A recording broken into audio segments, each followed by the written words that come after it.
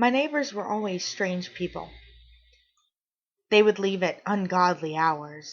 They would blast music every day at exactly 3:30 p.m. They would let their dog out on Tuesdays and Thursdays. Like I said, odd people.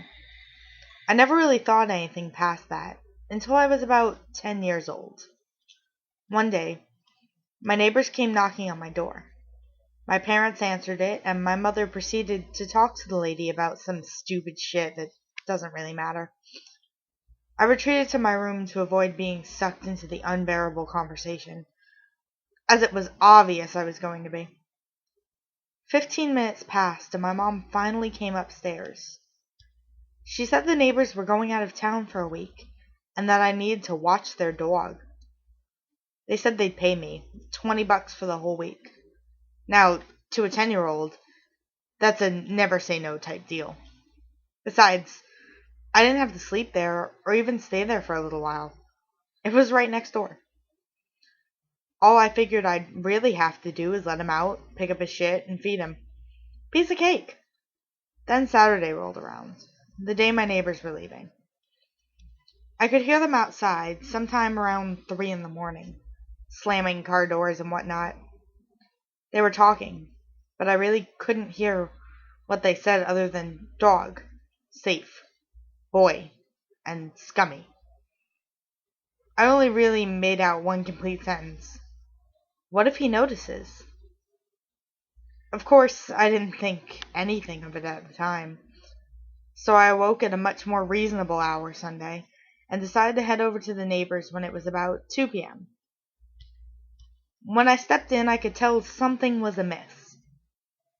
First off, there was this weird wallpaper covering every inch of the house. The wallpaper was black with these little red splotches that looked like people scattered across it. There were very poorly drawn stars lining the top. The living room was odd, too.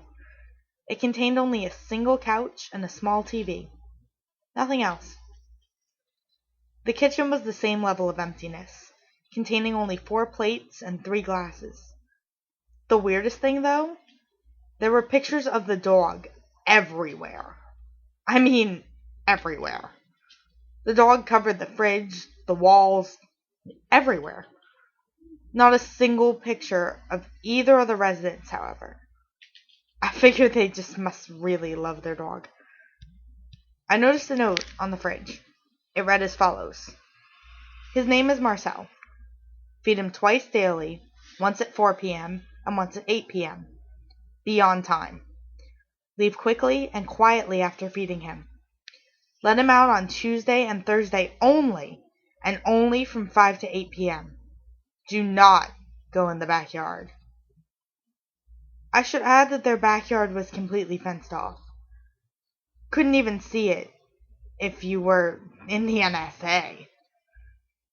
The food is in the fridge.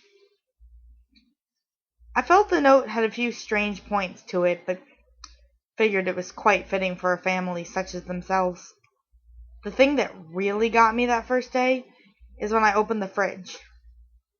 It was empty, save for 14 containers, each labeled with a day of the week, 2 per day. They were all filled to the brim with this odd purple-red goo. I don't really know how to explain it past that, other than the fact that it smelled like milk about a month past its expiration date. I followed the directions, however, and both Sunday and Monday went by perfectly. The first difficulties came on Tuesday.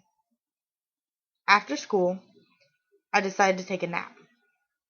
I guess I slept through my alarm or didn't even set one because I woke at 4:45 p.m. I cursed myself for sleeping in and rushed to my neighbors. When I entered the house, I found Marcel sitting on the couch in the living room. The TV was on. Did I leave it on? He let out a loud snarl as I stepped inside. Something was odd about the dog. He seemed bigger than he was the day before. Like, significantly bigger. I cautiously walked past him and poured the goo into his bowl. He stomped over and let out another snarl before fiercely lapping up the stuff. I opened the sliding glass door in the back to let him out, seeing as it was about 5. This is where I got really frightened. The backyard was covered in a thick blanket of fog, which was especially odd seeing as it was most definitely not foggy when I walked over here. When I slammed the door shut, I swear I heard a shriek come from somewhere in the fog. When I let Marcel in at 8, everything seemed normal, and everything would remain that way until Saturday rolled around. You see, I was spending Friday night at my friend's house. I decided, seeing as I would be there at 6, missing my 8 o'clock feeding time, I would just feed the dog both containers at 4, and he'd be fine. So when I returned Saturday afternoon, I did not expect what I found. Marcel was again sitting in the couch. This time the TV showed nothing but static. He looked sick, and he barely raised his head to look at me as I walked in. For some odd reason, the dog looked frail, smaller and more bony than I remembered him. I tried to pet him, but he snapped at me, so I decided to try to feed him. He whimpered as I poured the goo, but reluctantly lapped it up. Although, when I tried this again at 8, he refused. I knew the neighbors would be home the next day, and I didn't want to leave any trace of my failure, so I poured the goo down the drain. Suddenly, Marcel began to howl, a blood-curdling howl that happens when a dog is in great pain. Then, from the backyard came a bone-chilling shriek, one that haunts me and remains unexplained to this day. The goo began to bubble from the sink and was now a deep purple.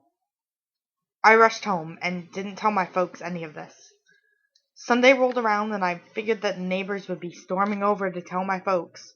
However, they never came. They just blasted music all day and shut it off at promptly 6 p.m. I could hear a very low, almost inaudible moan periodically come from the backyard all day. When I woke up Monday morning, there was a moving truck outside the neighbor's house. I never learned what became of Marcel or my neighbors, but the house stood empty for years. I snuck into it once to peer into the backyard. There was no more fog, but everything was dead. The grass, the plants, everything. There was also these huge gashes made in the earth. No idea where they came from, but they were much too large to be made by a dog. I mean, these gashes were about as wide as my 10-year-old self. I couldn't begin to tell you what was happening in that house, but I don't think I'll ever want to know.